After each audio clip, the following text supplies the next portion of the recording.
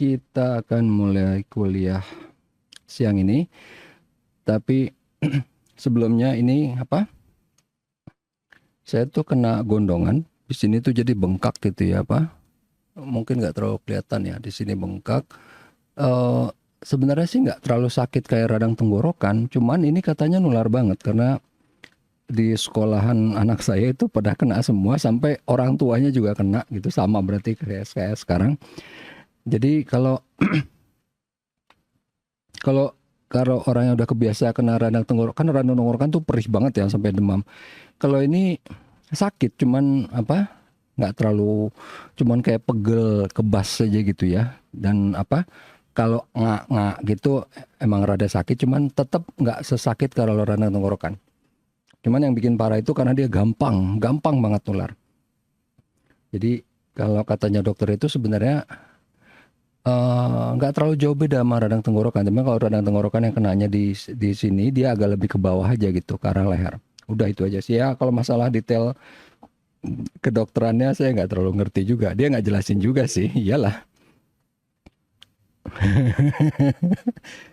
Bisa beli keripik Bu Nana. Oke. Ya, kemudian ini sebentar ya.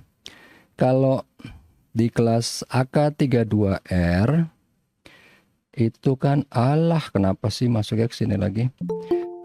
Jadi kemarin tuh ada yang sempat nanya ke saya, mana tadi? Mana tadi? Ada yang mau masuk kayaknya. Coba lihat. Iya, oke. Tadi bilang apa sih? Oh iya, saya lihat dulu yang AK. Ini apa sih? Oke, hide. Jadi untuk yang AK32R itu coba nilainya ya. Jadi thresholdnya itu yang di bawah 60. Ini untuk yang di bawah 60 nanti nggak ada tugas atau apa. Saya cuma nanti tinggal ngelihat karena ini yang udah pernah saya bilang waktu dari awal ya. Tinggal ngelihat kuisnya. Kalau ngerjain kuis tiap hari dan apa nilainya nggak harus selalu nggak harus 100. Tapi yang penting kerjain aja. Dah nanti apa akan semua yang cuma yang di bawah 60 loh ya. Akan saya perbaikin, akan saya apa katrol gitu ya. Tapi ini nggak berlaku, Pak saya 78 pengen 100, nggak ada, nggak bisa gitu. Atau Pak saya 99 kayaknya kurang, pengennya 100, nggak bisa gitu ya. Oke, itu aja. Jadi kalau nggak salah soalnya kemarin sempat ada yang nanya atau segala macam, saya lupa itu ya. Enggak sih sebenarnya nggak lupa orangnya. Cuman saya lupa karena ada beberapa kelasnya saya suka ketukar gitu kan. Ini ada yang nanya, ini kelas yang mana. Makanya saya ngomongin kata-kata yang sama di tiap kelas untuk yang big data. Kalau yang SIM kayaknya beda lagi. Oke, kita mulai aja untuk yang sekarang tentang regresi pada data. Ini saya perbesar. Oke, jadi seperti biasa agendanya untuk kuliah hari ini kita ngomongin tentang review kuliah sebelumnya, kemudian kita masuk ke kuliah hari ini, kemudian ada review mingguan tugas kelompok pengganti apa namanya UAS gitu ya, kemudian preview untuk kuliah berikutnya. Tapi kayak kelihatan lebih gemuk ininya, karena kalau anak saya dulu waktu pas kena ya, sekarang mereka udah sembuh, jadi ininya membesar, jadi kelihatan gemuk, padahal sebenarnya anak saya kurus gitu ya, kelihatan gemuk ini jadi kayak berwibawa gitu ya, gimana ya, cuman ini kok tadi ngelihatnya agak-agak nggak terlalu sih, nggak terlalu melebar kan ya. Sudahlah. Oke, kemudian kita ngelihat di kuliah sebelumnya itu tentang apa, tentang ada yang namanya supervised, unsupervised learning, sama reinforced. Supervised kita kasih labelnya, unsupervised kita nggak kasih labelnya, reinforced itu kita bisa supervised atau unsupervised, tapi kita kasih tahu nih, begitu dia jalanin terus salah, kita bilang, ntar dulu, yang bener gini. Kan contohnya waktu kemarin tuh, di minggu kemarin, dia mengidentifikasikan ini sebagai anjing, padahal bukan, padahal kucing. Dia bilang anjing, salah. Bukan, ini kucing. Oke, jadi berikutnya dia bisa lebih baik lagi gitu. Kemudian data modeling ada yang namanya attribute, key, relation, query. Ini kita ngebahas kemarin pas lagi join table gitu kan. Jadi kalau tabel mau digabungin, kita lihat relationshipnya dia pakai apa. Dia pakai field yang mana. Ada yang namanya primary key, ada yang namanya foreign key. Ya kan? Dan relationshipnya gimana? One to many atau apa?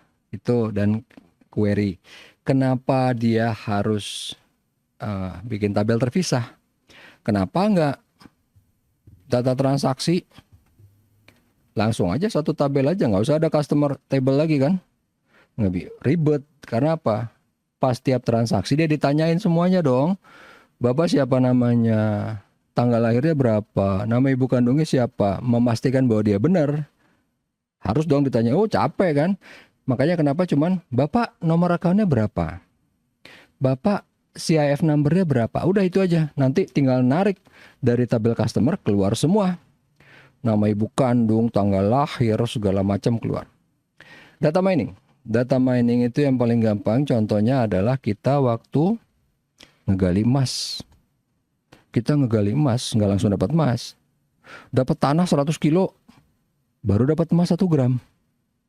Ya nggak? Tanah 100 kilo nggak ada gunanya. Emas 1 gram itu yang berguna. Jadi untuk dapat emas 1 gram nggak bisa langsung. Kita harus ngais-ngais tanah 100 kilo dulu, baru dapat. Itu maksudnya data mining.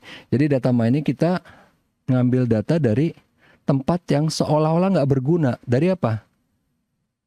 Instagram, dari X, dari sosial media. Pak, itu kan cuma data orang posting-posting nggak jelas. Memang. Itu tanah 100 kilo. Dari situ bisa dapat. Dia, misalnya emasnya apa? Misalnya nih, semua orang posting. Misalnya nih ya. Instagram, apa sih? Makanan semua. Nggak penting gitu kan. Tapi kan kelihatan. Dia posting makanan. Pertama nih. Orang Indonesia sukanya makanan apa? Postingan makanan. Misalnya nih, yang top misalnya apa sih kemarin? Bakso Alex yang baru buka tuh. Di selatan baru ada di Indonesia. Kok di Indonesia sih? Di Jakarta baru ada 2. Karena penggemarnya di Solo banyak banget. Kita tahu jadi kan, bakso Alex ngetop nih. Buktinya apa? Lah itu. Orang yang posting di Instagram gitu kan, aduh alhamdulillah ya, udah buka bakso Alex di sini di Jakarta. Saya udah nunggu-nunggu, ada satu lagi di Bintaro. Berarti kita tahu apa? Bakso Alex ngetop. Kenapa dia ngetop? Coba lihat kan, mungkin baksonya yang beda, mungkin kuahnya, mungkin harganya, mungkin apanya lah. Kan orang kalau mau yang simpel karena dia nggak mau jelasin, itu pakai dukun tuh, pakai tuyul tuh kan. Nah itu cari cara yang simpel gitu loh. Ada penjelasannya. Terserah tuyul itu mau bener mau nggak, kita nggak peduli. Yang penting kita ngelihat detail kecilnya. Kenapa dia bisa sukses? Apa rasanya? Atau kuahnya? Karena orang ada yang suka kuah bening, ada yang suka kuahnya butek. Ya nggak? Karena itunya, atau harganya, atau kombinasi semuanya, atau lokasi. Ya kan? Simple. Kemudian Monte Carlo Simulation, apa itu? Jadi saya nggak ngulang lagi karena Pak lupa Monte Carlo. Di video yang lama ada. Pak saya nggak lihat. Ada di YouTube channel saya juga ada. Lihat pertemuan ke-9. Jadi Monte Carlo tuh simple banget. Yang bikin dia jadi oke karena dia bisa memprediksi dengan tingkat akurasi yang tinggi. Kok bisa? Kenapa persamaan-persamaan yang lain nggak bisa? Karena dia menginkorporasikan random number yang terdistribusi normal. Yang kita tahu, semua yang ada di alam semesta ini mengikuti kaidah hukum distribusi normal. Yang nature ya, yang nggak nature sih nggak. Jadi makanya kenapa ini bisa digunakan untuk memprediksi dengan tingkat akurasi yang tinggi. Monte Carlo Simulation ini terkenal banget di dunia finansial untuk prediksi saham, gitu ya. Tapi ada satu hal yang orang lupa, ini untuk yang natural. Sementara di saham kebanyakan nggak natural ya kan, ada yang digoreng. Oke, yang keempat, gimana big data dipakai di sport? Yang kemarin kita tahu contohnya apa sih? Indonesia lawan Bahrain harusnya menang, di atas kertas menang. bisa jadi nggak menang ya kan, karena ada faktor X. Faktor X-nya apa? Wasit gitu kan. Tapi kalau asumsi wasitnya nggak rese, kita menang, dan itu bisa dan terprediksi bahwa kita menang. Penguasaan bolanya, kemudian attempted to goal-nya gimana, segala macam itu bisa kelihatan. Itu maksudnya penggunaan di sport. Jadi bisa diprediksi, bisa jadi judi. Kalau di Amerika gitu kan.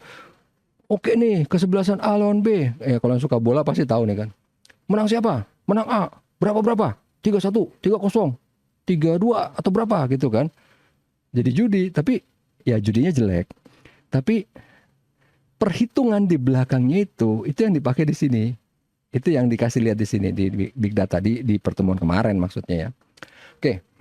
Sebenarnya nggak dibahas panjang lebar karena kita nggak ngomongin detailnya. Kita cuma ngomongin penggunaannya. Sekarang kita masuk ke regresi pada data. Jadi kalau ada yang udah pernah ngambil matematika bisnis, itu ya apa? Regresi pasti udah tahu. Ini ya satu lagi sebenarnya yang bikin ganggu tuh apa sih? Jadi kayak ada lendir. Jadi ini tuh bengkak, kayaknya ada cairan ya. Jadi tiap kali ngomong dikit apa terus ada lendir gitu ya. Jadi bukan kayak batuk. Kalau batuk kan lendirnya kental ya. Kalau ini cair. Nggak mesti didetailin sih, cuman ya nggak apa-apa lah, orang lagi sakit boleh dong ya. Ini tapi emang saya harus banyak minum karena apa? Mengurangi peradangan di sini. Ini juga minumnya apa? Saya lupa, temulawak whatever apalah, itu ada obat herbal es. Karena saya minum obat dokter juga, cuman kan kalau kata dokter harus saya istirahat, tapi kan ini enggak. Jadi pas lagi ngomong biar enggak gitu kan. Jadi apa? Ada biar enggak sakit gitu. Oke, lanjut. Nah, si regresi ini itu sebenarnya gampang. Regresi itu gampang karena apa? Kita cuma pakai persamaan Y sama dengan AX plus BC gitu kan, atau apa, atau Y sama dengan, ya tergantung, ada yang orang taruh konstanta di depan, apa B sama dengan AX gitu bisa juga, tergantung orang mau ngasih variabelnya apa namanya, tapi intinya sama, pokoknya Y sama dengan angka plus koefisien dari X gitu kan, itu aja. Nah di sini regresi itu, ini contohnya nih ya, 0 sampai 8 itu adalah historical data. Yang ke-9 ini yang kita mau prediksi nih. Kita udah tahu nih, ini engine size, ini dalam liter atau cc ya. 2000 cc atau 2 liter, 2400 cc atau 2,4 liter, 1500 cc atau 1,5 liter. Ini jumlah silindernya. Ini fuel consumption-nya, dalam hal ini kalau mereka bilangnya miles per gallon, kalau kita kan kilometer per liter. Oh ini motor apa 20 km untuk 1 liter. Biasanya gitu ya kalau motor. Cuman kayaknya rata-rata kalau orang sekarang ngitungnya nggak gitu. Ngitungnya cuman motor lo berapa? Ya seminggu sekali ngisi lah pulang pergi rumah kampus. Lebih gampang ngomongnya kan. Jadi nggak ngomongin kilometer per liter, tapi ya udah gue ngisi seminggu sekali, ngisi berapa ya? 20.000 ya, 20.000 mungkin 30.000 kali yang motor agak gede gitu ya. Tergantung ngisi apa sih. Kalau ngisinya apa? Bukan super apa sih? Saya lupa, kalau Pertamina bukan Dex tuh kan ini ya. Fastron, lupa lah. Pokoknya itu yang pokoknya paling tinggi. Kalau itu kan 30.000 juga cuma dapat nggak nyampe 2 liter kali ya. Oke. Nah, di regresi kita mau nentuin ini dengan ini contoh problemnya ya. Dengan ini adalah continuous value. Bukan discrete. Apa bedanya continuous sama discrete? Gini, gampang. Discrete itu berarti cuma ada angka 2 atau 3. Nggak ada di antaranya. Contoh, saya punya istri 2 atau saya punya istri 3. Nggak ada punya istri 2,1, 2,2, 2,3 ya kan? Ya kan? Tapi kalau misalnya berat badan saya 71,2. Bisa baru ntar sebentar makan makan dikit tiba-tiba jadi 71,3, ya kan? Atau jadi 71,15. Nggak terbatas antaranya kan. Kalau tadi punya istri 2 atau 3, nggak ada di tengah-tengahnya. 2,3 nggak ada, 2,6 nggak ada, 2,5 nggak ada, ya kan? Kalau tadi berat badan saya hari ini 71, besok 72. Di antaranya bisa ada waktu pas malam mungkin 71,5. Terus pup berkurang dikit tuh 71,4 misalnya, ya nggak? Bisa ada di antaranya. Kalau yang tadi punya istri 2 sama 3, nggak ada di antaranya kan. Gua ulang-ulang aja itu terus. Oke, nggak apa-apa. Ini kenapa agak lebih banyak joke-nya? Karena ini nanti kalian lihat sendiri ya. Tapi apa? Saya bukannya mau nakut-nakutin, cuman ini memang agak lebih banyak kelihatan rumit. Tapi sebenarnya enggak. Kenapa? Karena ini tuh kita nggak akan lihat kerumitannya, kita cuma lihat underlyingnya, kita cuma lihat fondasinya, prinsipnya apa. Ih, ada yang live meeting. Coba lihat fondasinya apa, supaya kita bisa tahu nanti begitu udah komputer ngelakuin sesuatu, kita harus ngapain. Itu maksudnya. Oke? Nah, jadi di sini, oh iya, kayaknya ini karena yang gratisan jadi terbatas deh, cuman berapa puluh ya. Oke lah, nggak apa-apa. Tapi toh ini nanti ada rekamannya, dan kalaupun nggak ada, kalian bisa lihat di channel saya di kelas-kelas yang sebelumnya sama ya, intinya ini. Tipe regresi itu lah. Kok bisa kebalik sendiri ya? Jadi tipe regresi ada yang simple, ada yang multiple. Gampang. Simple, satu variabel dependen, satu independen. Multiple, satu variabel dependen, multiple ada banyak variabel independen. Apa dependen, apa independen, ya kan? Dependen berarti dia tergantung. Independen dia tidak tergantung. Dependen berarti dia tergantung pada apa. Yang dependen berarti Y. Y kan tergantung. Y tergantung sama apa? Sama X. Y sama dengan bla bla bla X, ya kan? X-nya naik misalnya Y-nya naik. X-nya turun, Y-nya turun. Tergantung. Berarti Y dependent, X independent. Yang multiple independennya ada banyak nih kan. Kita memprediksi Y nih, CO2 emission, dengan melihat, kalau ini kan kalau simple cuma satu X-nya. Ini X-nya ada dua nih, engine size sama silinder. Ya enggak. Linear non-linear apaan? Linear berbentuk garis lurus. Non-linear enggak. Udah gitu aja. Gampang kan? Gunanya buat apa? Banyak banget. Terutama kalau ntar lagi pilpres, pilkada. Wah, kalau saya jadi presiden, pertumbuhan ekonomi Indonesia 600%. Semua orang Indonesia bakal jadi dirut gitu kan. Nah, forecasting ya enggak? Masalahnya tinggal, itu bener apa enggak? Ya kan? Karena kan saya tinggal bacot aja gitu kan. Kayak orang-orang kemarin yang sebelumnya bacot sukses gitu kan. Pada percaya. Walaupun akhirnya pertumbuhan ekonomi enggak, tingkat pengangguran naik gitu kan, kemiskinan naik, nggak apa-apa. Toh orang Indonesia udah lupa sekarang itu kan sama janji-janji yang sebelumnya gitu kan. Ada orang janjiin apa gitu kan, oh keren, hebat. Begitu nggak terjadi juga biasa aja, nggak ada yang nuntut gitu kan. Itu dia maksudnya. Jadi di sini pertama nih, biasanya gunanya buat apa nih? Self forecasting atau tadi economical forecasting. Yang kedua nih, satisfaction analysis sama price estimation, ini berdua gabung. Contoh apa? Gampang sekali. Contohnya adalah dulu zaman saya waktu ya nggak waktu masih kecil sih ya. Kalau misalnya, ya lo bener lo muka gue jadi bulat ya. Oh, apa sih? Dari tadi soalnya ngeliatin kayaknya biasanya panjang mukanya, sekarang jadi agak membesar sini. Ya, jadi zaman saya dulu, handphone paling canggih itu harganya berapa sih? Paling 7 juta. Itu yang paling canggih. Sekarang enggak.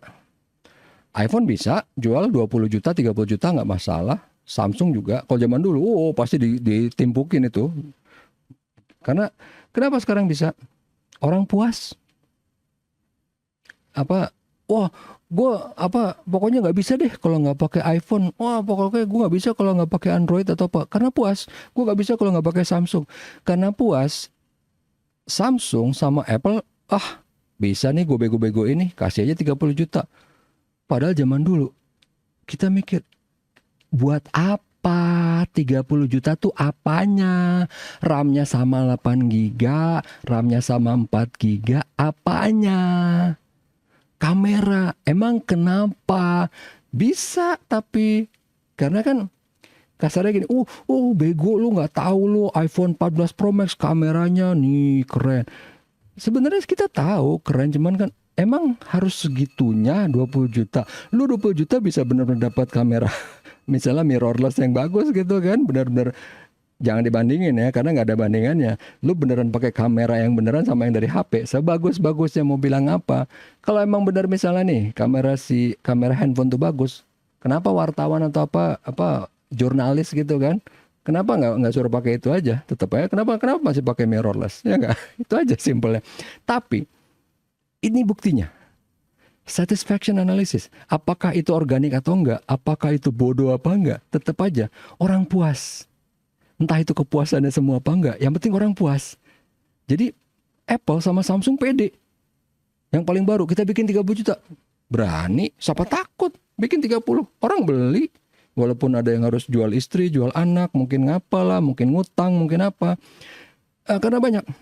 Saya ngalamin bahkan dulu zamannya belum iPhone 14 ya, dulu masih iPhone let's say 7 ya, udah lama sih. Dulu pun udah mahal gitu ya, walaupun belum sekarang, belum kayak 30 juta kayak sekarang, tapi dulu udah mahal. Tetap aja sih lihat banyak yang teller pakai, staff baru di bank gitu kan pakai.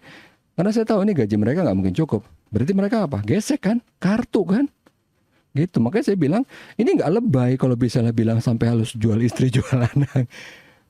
Lah dulu mungkin nggak. Coba lihat sekarang. Emang di judi online, coba lihat aja kasusnya apa tuh. Beneran loh, jual anak beneran loh. Coba aja lihat kasusnya. Itu nggak lebay. Walaupun bukan beli iPhone. Malah lebih geblek ya buat judi. Tapi oke, itu dia maksudnya di sini. Satisfaction sama price estimation. Kemudian employment income. Ini kepakainya di orang HR. Buat supaya perusahaan nggak bangkrut, dia harus tahu dong. Oke, gaji karyawan berapa? Nggak boleh terlalu tinggi, nggak boleh terlalu rendah. Simpelnya itu aja sih. Fondasinya gitu aja. Terlalu tinggi, bangkrut lama-lama perusahaan. Terlalu rendah, nggak ada yang mau. Ya kan? Harus pas di tengah-tengah. Nggak terlalu tinggi, nggak terlalu rendah. Jadi ingat-ingat, kalau di perusahaan swasta, beda lagi kalau pemerintah. Kalau pemerintah kan ya udahlah, mau gimana gitu kan. Dapat duitnya gampang, ya udah. Jadi kalau di pemerintah emang bisa tuh gaji tinggi-tinggi banget bisa gitu kan. Karena emang nggak natural. Tapi kalau di swasta, makin gede perusahaan, jangan harap gajinya gede. Karena dia bisa jadi gede gara-gara dia pelit. Simpelnya gitu aja. Tapi biasanya dapat perksnya banyak, dapat keuntungannya banyak. Mungkin medicalnya bagus, mungkin asuransinya bagus, mungkin dapat pinjamannya bagus, dapat rumah misalnya loh ya. Kalau pangkat udah tinggi banget ya dapat pinjaman rumah, pinjaman mobil, tunjangan rumah, tunjangan mobil segala macam. Tapi kalau gaji enggak. Karena gaji itu yang kelihatan. Dia gajinya segini loh, semua orang pada masuk gitu kan, malah merusak. Dan itu saya nggak bahas, tapi pokoknya kenapa makanya kelihatannya gaji itu kecil, dan memang kalau di perusahaan gede memang beneran kecil. Karena dia bisa jadi gede karena dia pelit. Simpelnya gitu aja. Jadi, gue pengen nih kerja di perusahaan gede, perusahaan jangan salah. Perusahaan gede itu biasanya, katanya bapak gajinya kecil tapi fasilitas banyak. Enggak mesti banyak. Tapi ada satu hal yang nggak bisa dipungkirin. Kerja di perusahaan gede walaupun gaji kecil, nanti begitu kalian keluar ke perusahaan kecil, nilai kalian udah naik. Itu yang nggak bisa dipungkirin. Kalau perusahaan gede beda-beda ya. Kayak IBM atau mungkin apa gitu ya. Bisa jadi gajinya biasa aja. Mungkin karena kita masih staff, nggak banyak fasilitasnya nggak banyak. Tapi kalau yang atas banyak. Cuman, pak katanya banyak. Iya di atas, lu nggak nyampe atas kan. Nah biasanya walaupun belum nyampe atas, ntar pindah ke perusahaan kecil, itu nilainya udah tinggi. Oke, kemudian. Nah, ini mulai agak sedikit mengerikan gitu ya. Apa ini algoritma ada banyak, Pak? Kita kan di IBS nggak ngomongin ini. Betul. Saya cuma pengen bilang apa? Pertama, algoritma ini ada banyak, dipakainya tergantung kebutuhan. Ya kayak kalian nih yang gampang ya, cewek cowok sama aja sih sekarang. Ya cewek deh ya, di lemari baju banyak dong, yang bagus ya, yang bagus banyak. Bukan berarti tiap hari harus dibawa semua kan, tergantung kebutuhan aja dong. Oh hari ini gue mau pakai ini, ntar kekawinan beda lagi dong. Oh kawinannya presiden beda dong sama kawinannya tukang sapu, ya nggak? Beda. Mau ngomongin benar mau salah tetap aja pasti beda, ya nggak? Ya kan? Itu aja. Kalau bilang jahat mau apa enggak, that's just being realistic gitu kan. Atau misalnya ya ada misalnya nih yang punya motor banyak gitu kan, bagus semua, nggak mungkin dia bawa semua, gimana caranya, ya nggak? Naik motor cuma satu, tinggal lihat kan gue kemana nih perginya, oh ke sini, oke pakai yang ini. Sama kayak ini algoritma, tiap ini beda-beda. Ini kepakainya buat di mana, ini kepakainya buat di mana. Nanti kalau misalnya emang udah terjun ke bidang ini, udah pasti tahu nanti. Oh ini pakainya di mana, ini pakainya di mana. Gitu aja. Simpelnya itu. Karena tiap ini ada kegunaannya beda-beda ya. Sekarang gini dong. Walaupun bisa, maksain bisa. Gitu sama aja kayak kalian punya motor banyak nih. Ke kampus ya udah sih, mungkin pakai NMAX gitu kan. Atau pakai apa PCX misalnya. Tapi kan nggak mungkin maksain dong punya mentang-mentang punya motor KTM atau Kawasaki yang trail gitu kan, karena pengen pamer ke kampus pakai motor trail. Bisa aja nggak apa-apa, cuman agak nyusahin aja gitu. Cuman nggak masalah kan, nggak ada yang larang juga ya nggak. Sama aja kayak gini. Pak katanya misalnya Wazong itu buat apa? Saya pakai bisa kok. Bisa. Yang larang orang pakai motor trail ke kampus apa? Misalnya punya mobil Formula 1, kalau emang mau ngerepotin bisa kan ke kampus pakai, ya gak? Tapi kan tinggal lihat efisiennya di mana, optimalnya di mana. Itu aja. Optimalnya tahu dari mana, Pak? Nanti kita akan lihat ada yang namanya accuracy method, ada yang namanya validation segala macam ada. Kita ngomongin sekarang yang simple regression dulu. Oke. Jadi kita mau ngelihat di sini. Again, ini untuk memprediksi continuous variable ya. Bukan yang discrete. Oke? Kalau yang discrete nggak bisa. Discrete contohnya apa Pak tadi? Kalau punya istri 2 sama istri 3, nggak ada istri 2,1, 2,2, 2,5, nggak ada, kan? Ini buat continuous variable. Jadi dia mau ngelihat memprediksi continuous values yang ada di sini dengan ngelihat apa? Ngelihat independennya yang mana? Bisa satu aja, simple, atau multiple, bisa ngelihat banyak. Oke? Nah, di sini kita ngelihat yang simple berarti cuma satu. Kita memprediksi CO2 emission dengan ngelihat engine size aja. Nih di sini ya, engine size aja. Kalau yang multiple kita ngelihat silinder, ngelihat fuel consumption, nih, kan? Bisa ngelihat silinder, engine size, fuel consumption atau apa? Multiple, lebih dari satu. Independennya, oke? Dependennya cuma satu. Misalnya ya, iseng aja. Misalnya ada yang nanya, Pak bisa nggak sih? Bisa nggak sih dependennya ada 2? Ya namanya orang boleh dong ya nanya. Bisa nggak sih Pak dependen? Kan kalau independen bisa tuh banyak. Pak dependen bisa nggak sih 2? Bisa. Bikin 2 persamaan susah amat. Udah selesai, ya nggak? Ada. Tapi itu jauh di luar skop. Bahkan di luar skop dari matematika bisnis sekalipun. Ada, karena saya pernah nanya kayak gitu. Itu ada di matematika tingkat tinggi, ada gitu ya.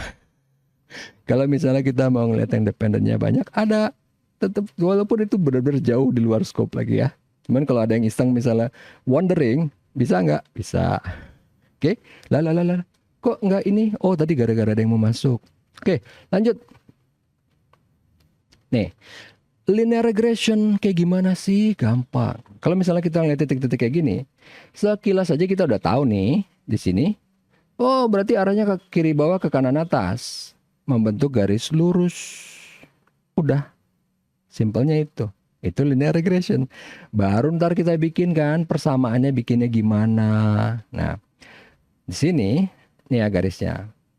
Kita tahu nih dari sini, dari historical data kalau 2,4 hasilnya 221, 1,5 hasilnya segini kan. Ini yang historical data kan. Kemudian nanti kita bikin garis ini kan dari persamaan. Y sama dengan bla bla bla X gitu ya. Dapatnya dari rumus. Apaan Pak rumusnya? Ini dia. Ini dependent variable, ini independent. Pak, kok beda namanya? Iya, kalau itu kan di matematis. Kalau di sini, kalau di problem atau di big data kita bilangnya Y atau Y hat itu adalah response variable. Sementara ini adalah single predictor. Kalau di multiple regression, ini ada multiple predictor. X1, X2, X3, dan seterusnya. Oke? Dan untuk continuous, bukan discrete. Oke, udah tahu dong bedanya. Oke, nah kemudian gimana cara kita bisa ngelihat yang model atau garis yang benar-benar pas? Karena gini nih, ini garis hitam bisa aja kan dia di sini. Jadi gini nih, saya kasih gambar deh. Bisa aja kan? Loh kok salah? Tadi bukan garis. Nah, bisa aja kan? Selama masih di dalam titik-titik biru bisa aja dia begini kan? Ya enggak? Atau begini, ya kan? Atau misalnya begini, masih bisa kan? Nah, di mana kita mencari the best fit-nya? Gampang, ngelihat nih. Jadi, ini gimana saya ngilanginnya sih? Erase. Oke. Kalau di escape, nggak bisa. Oh, bisa. Nah, ini actualnya Y-nya 2,5 di sini nih. Yang actual di sini nih. Nah, actual di sini yang kita prediksi pakai garis hitam itu 340. Ada selisih dong, ya enggak? Selisihnya berapa? 250 kurang 340. Selisihnya minus 90. Selisih ini dibilangnya error nih. Ya dong. Ini actual di sini. Ini garis. Bisa juga ntar kita kan di titik 5,4 ini kan banyak kan? Ada yang di sini, ada yang di sini, ada yang di sini, ada yang di sini. Semua ada selisihnya dong. Selisihnya itu di sini nih, mean square error. Selisihnya dikuadratin. Dapat namanya mean square error. Pak, ngapain dikuadratin? Ya kan, selisih ngapain dikuadratin? Aneh, ya enggak? Ya kan? Kok bisa gitu? Ah, gampang. Nih. Kenapa orang punya kaca pembesar? Ya enggak? Ini membuat segala sesuatu lebih besar. Kayak dikuadratin. Buat apa? Karena dengan kaca pembesar kita bisa melihat segala sesuatu lebih besar. Buat apa? Supaya lebih detail. Kalau cuma gini aja, kita nggak bisa ngelihat. Kita ngeliat nih, cewek. Wah, kulitnya mulus banget, cantik banget. Kita pakai kaca besar. Ah, ini bedak nih, dempulan nih. Ah, enggak nih, beruntusan nih mukanya nih.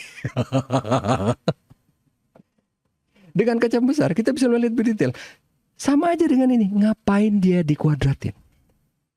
Supaya bisa di blow up. Jadi kelihatan nih. Ah, nih mukanya mulus nih, polesan nih pakai bedak 2 ton nih di mukanya nih. Jadi kelihatannya mulus. Padahal sebenarnya ini bolong-bolong nih. Contoh. Misalnya gitu ya, kayak gitu kan. Kenapa makanya dikuadratin? Oke? Karena saya dulu sering nanya gitu, dan saya nggak pernah dapat jawabannya. Saya dapat jawabannya pas saya cari sendiri. Kenapa? Ngapain dikuadratin gitu kan? Jawabannya waktu itu apa? Nggak fun gitu, kurang memuaskan. Oke, jadi gimana caranya?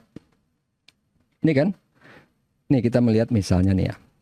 Ini engine size, ini CO2 emission. Nah, ini historical data ya. Kan yang 9 nggak ada kan, prediksi kita belum lihat nih. Kita lihat historical data, engine size semua dirata-ratain nih ya. Ditambah bagi 9. Kok 9 Pak bukannya 8? Kan mulai dari 0, ya nggak? Rata-rata 3,03. Kemudian yang ini Y-nya sama, dirata-ratain juga, dapat 226,22. Udah dapat. Tiap baris dilihat selisih dari rata-rata. Ya. 2 kurang rata-rata 3,03 kan, kurung dikali yang Y-nya 196 kurang 226,22, tutup kurung dikali ini berdua. Terus ditambah yang baris kedua, selisih dengan rata-rata dikali dengan Y-nya selisih rata-rata juga dikali tambahin. That's why makanya ada beginian nih kan. X kurang X rata-rata kali Y kurang Y rata-rata. Dapat dibagi X kurang X rata-rata dikuadratin di sini. Sebenarnya buat apa dia dikuadratin? Dia mau menghilangkan efek di atas. Tapi dia dikali dulu. Dia dikali karena ini mau digabung. Berdua ini efeknya kan. Dilihat efeknya. Baru ini ditarik lagi lewat perkalian di bawah. Karena ini mau ngurangin. Jadi saya nggak bisa cerita lebih panjang. Karena ini masuk ke bagiannya matematis banget. Walaupun ini menarik sebenarnya. Cuman takut malah ntar kalian tambah bingung. Jadi intinya pokoknya ini rumusnya kayak gini. Oke. Untuk dapetin apa? Untuk dapetin persamaan ini. Dapat nih tadi nih kan. Ini dapat tetanya 39. Teta itu apaan? Teta itu yang angkanya. Konstantanya. Bukan koefisien ya. Konstantanya yang ini. Sorry. Koefisien bukan konstanta. Ah salah lagi. Dapetin koefisiennya 39 nih. 39 koefisiennya. Untuk dapat konstantanya gimana? Persamaan yang di atas nih.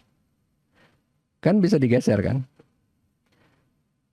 Kan tetanya di sini, tinggal ininya pindahin ke sini jadi minus kan? Teta 0 sama dengan Y hat kurang teta 1 kali X hat. Dapat kan? Ini 26,2.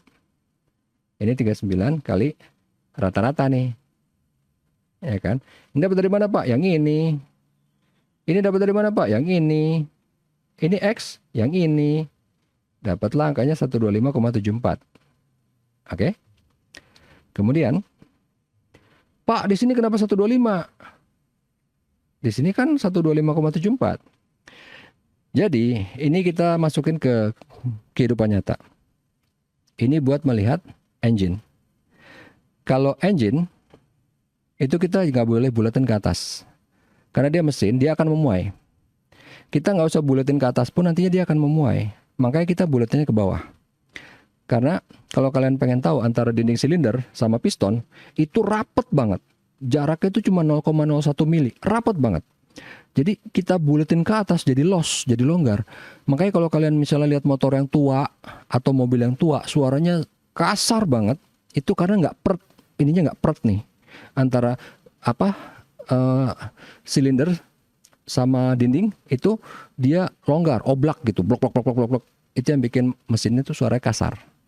Kenapa ini dibikin pembulatan ke bawah? Karena ini ngomongin engine. Ya, itu sebenarnya off the record soalnya even di textbook nggak ada, di sini nggak ada. Ini kan saya ambil materi dari IBM waktu saya ngambil sertifikasi gitu ya. Even dia nggak jelasin, cuman kan saya orangnya iseng ya, suka bertanya-tanya, mungkin bahkan kadang-kadang yang nggak penting gitu ya. Jadi dapat dari mana? Karena itu.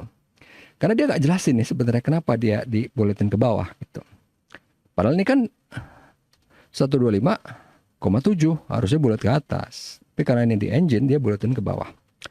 Dari persamaan itu kita dapat nih 2,44 dapatlah 218,6. Pak, ini ada yang 2,44 tapi 221. Kan fuel consumption-nya beda ya nggak? Nih, kalau sama ya berarti nggak usah dihitung. Tinggal lihat yang di atas aja ya nggak? Cuman ini karena beda kita hitung. Nah, apa kegunaannya? Linear regression. Cepet. Nggak perlu parameter tuning. Jadi kalau kita udah ngomongin kayak tadi nih kita ngomongin algoritma banyak ya. Ada yang Poisson gitu kan, ada yang gradient descent segala macam gitu ya. Itu sebenarnya ada kegunaannya beda-beda. Tapi kita jangan terlalu kata Bapak ada kegunaannya beda, pakai yang satu ternyata akurasinya jelek. Langsung pindah. Karena di dalam itu ada parameter juga. Ini ada yang namanya parameter tuning. Kecuali yang linear ya, linear nggak ada. Kalau yang lain tuh ada. Jadi kita jangan langsung pindah gitu. Jangan langsung misalnya gitu kan. Lagi kenalan sama cowok. tiba-tiba dia bersinnya jelek, nggak mau, langsung ganti gitu kan. Malah kan kita bisa tuning dulu gitu kan, mungkin hidungnya diapain gitu jadi bersinnya jadi indah gitu misalnya gitu ya. Atau enggak, wah ternyata suaranya terlalu cempreng gitu kan, mungkin bisa dia latihan bina vokalia atau apa gitu kan, suaranya jadi bagus gitu kan. Jangan misalnya tiba-tiba suara jelek, nggak jadi putus gitu kan. Langsung cepet banget gitu pindahnya, malah jadi pusing sendiri. Mungkin ada parameter yang bisa dicuning gitu. Kalau di linear regression ini kegunaannya cepat, keuntungannya dia cepat, sama dia nggak ada parameter tuning.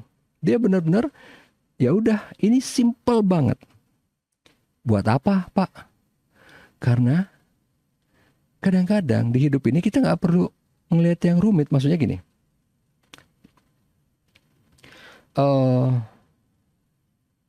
misalnya nih ya, Pak, untuk dapat nilai tinggi gimana? Ya belajar, sering datang kuliah.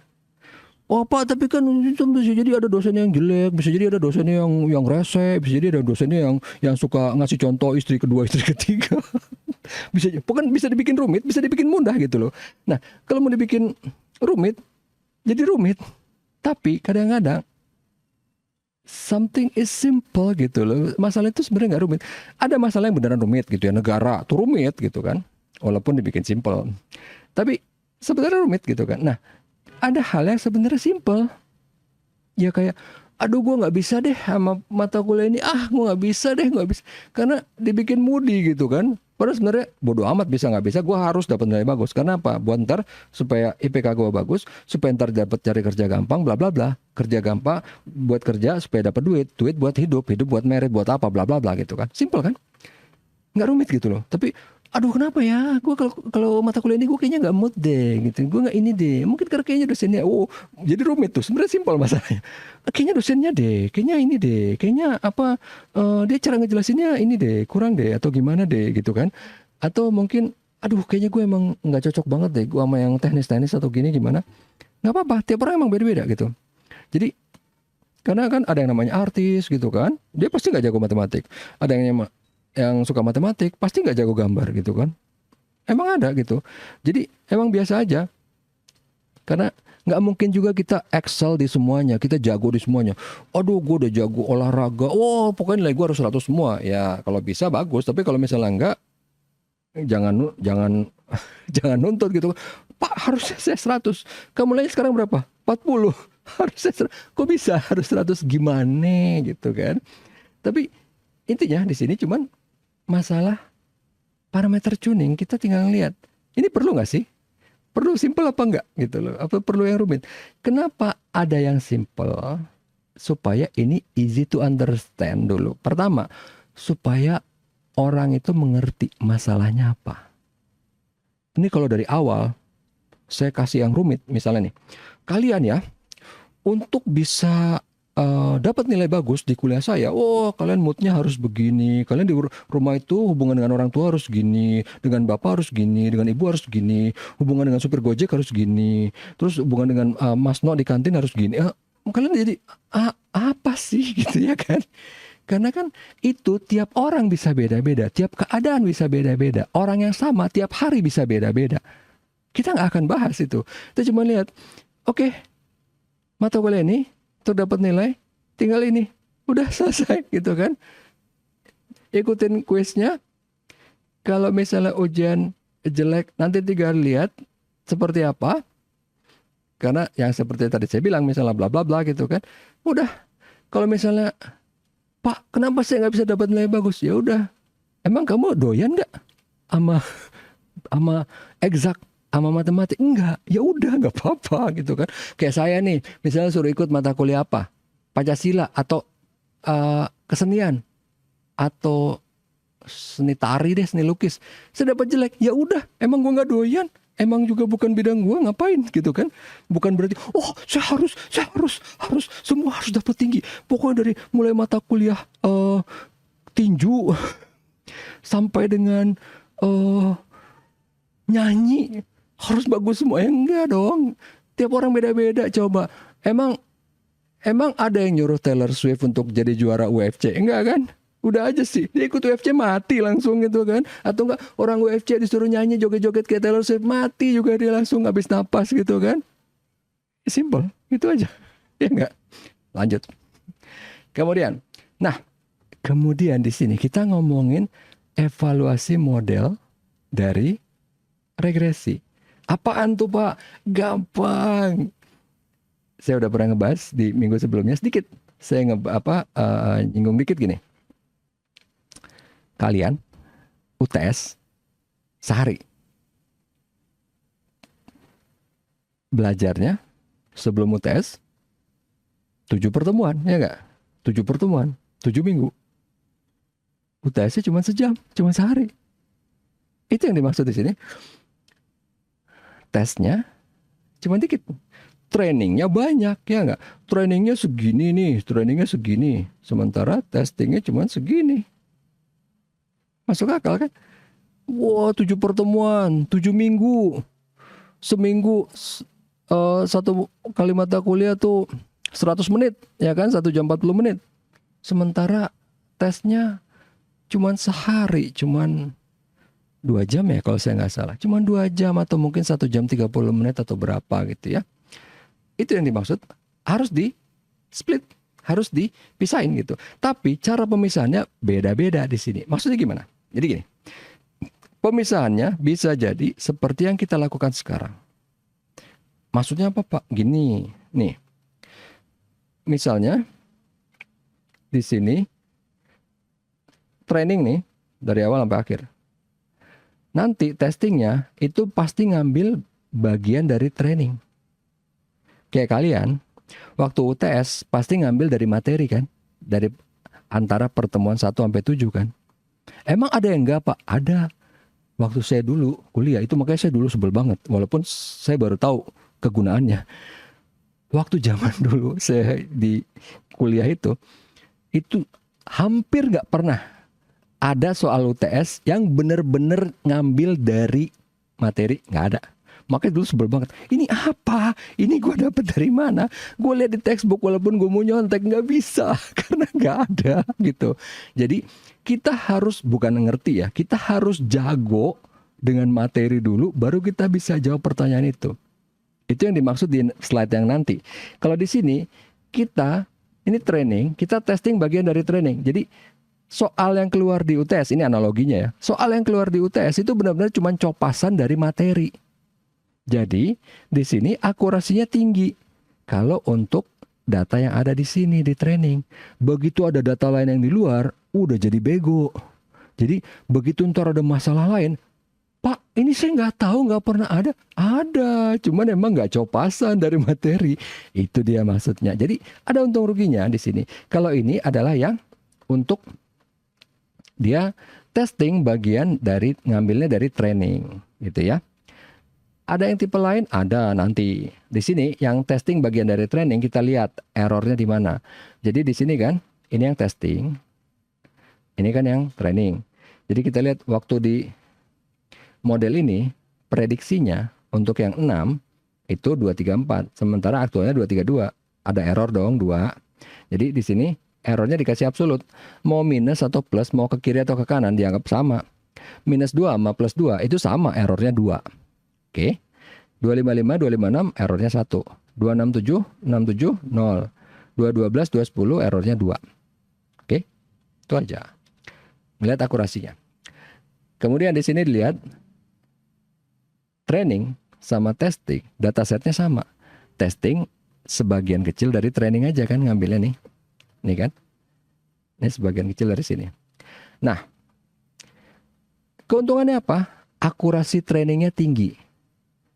Jadi kita cuma ngambil soal dari materi, akurasinya tinggi. Tapi kalau ada soal yang dibolak-balik, jadi pada nggak bisa tuh. Out of sample akurasinya rendah. Itu dia maksudnya. Jadi di sini training akurasi tinggi, tapi dia overfit. Ini bahasanya overfit ya. Jadi overfit itu adalah masalah yang sering banget dihadapin orang di big data. Jadi dia udah terlalu apa ya? Ya itu overfit ya. Udah terlalu ngepas, bukan ngepas sih bahasanya. Fit itu bukan ngepas ya. Jadi dia udah terlalu paten di model ini sehingga dia nggak bisa berubah-ubah tuh. Jadi modelnya kurang general, bahasanya gitu sih. Kurang general. Jadi dia udah sangat amat sangat fokus di sini. Dia jadi nggak bisa kemana-mana. Sebenarnya sih ada contoh yang asik banget sih. Ini terutama kalian misalnya cewek atau cowok ya. Karena saya juga dulu ngalamin. Jadi pas pacaran, aduh gue kayak cinta banget. Waduh gak bisa sama yang wow gitu kan. Udah gue cinta banget gitu kan. Udah tuh nggak ngeliat-liat siapa-siapa yang lain. Tiba-tiba ditinggalin. Mampus kan. Ditinggalin. Udah tingkat 4, udah tingkat 3. Orang semua udah pada sibuk kerja gitu kan. Pada bela lah. Karena selama ini nggak pernah ngeliat orang lain kan. Karena aduh gue udah bener-bener kesana terus pergi kemana-mana ditempelin terus gitu kan. Pas lagi kesini ditungguin, pas lagi gini alah gitu kan. Itu overfit. Overfit. Karena begitu ternyata kita nggak tahu. Bukan berarti dia salah atau enggak. Kita nggak tahu lah siapa yang salah. Pokoknya tiba-tiba kalian ditinggalin. Udah dong karena sekarang nggak. Karena selama ini overfit gitu ke dia doang gitu kan, nggak tahu yang lain juga udah pada sibuk sendiri gitu kan. Lah gue jadi sama siapa dong? Ya bisa sih ntar pas kerja cari lagi, tapi jangan diulangin lagi siklusnya kan. Begitu kerja aduh cuman kalau pas kerja itu kan ya tergantung. Kalau orang misalnya emang benar-benar serius ya udah ngapain lama-lama langsung merit dah. Nah kalau udah pas merit baru udah benar-benar gini gitu kan ya nggak. Oke, saya nggak ngomongin discrete sama continuous lagi. Ya, jadi ini yang kedua. Kalau tadi kan testing bagian dari training. Lihat ya, kalau tadi kan trainingnya semua kan. Kalau sekarang nggak, training cuma segini, testingnya sini. Jadi testing bukan bagian dari training. Lihat ya, tadi kan training semua sampai bawah. Sekarang nggak, training sampai sini, testing di sini. Jadi yang dia tes itu benar-benar bukan bagian dari training. Ini training akurasinya rendah, tapi dia lebih general. Oke, ngitungnya sama, prediction sama ini semuanya sama. Cuman keuntungannya dia lebih general. Nah, di sini ini yang apa? Yang nggak di split, ini yang di split gitu ya. Jadi kalau ini, yang tadi testing bagian dari training, itu training akurasi tinggi, tapi kalau begitu ada soal yang beda, udah langsung nggak bisa. Kalau di sini, eksklusif. Testing setnya beda sama training setnya beda sama testing. Dia kalau ada out of sample, dia lebih akurat. Kalau ada soal yang beda, dia lebih akurat. Tapi di sini tergantung dari dataset yang masuk. Kalau dataset yang masuk benar-benar bagus, dia jadi akurat semuanya. Pak, emang ada dataset yang nggak bagus? Semua dataset itu ada kecenderungan bias. Dataset apapun, walaupun datasetnya kelihatannya natural, oke, tetap ada biasnya. Saya nggak akan ngomongin panjang lebar, contohnya aja yang gampang gini. Di internet mungkin kalian nanti akan ketemu ada yang namanya pengenalan muka kan, facial recognition kan. Facial recognition itu kalau untuk orang kulit putih, Caucasian, itu akurasinya 99,6%. Untuk yang lain 70%. Kulit hitam kalau nggak salah 67%.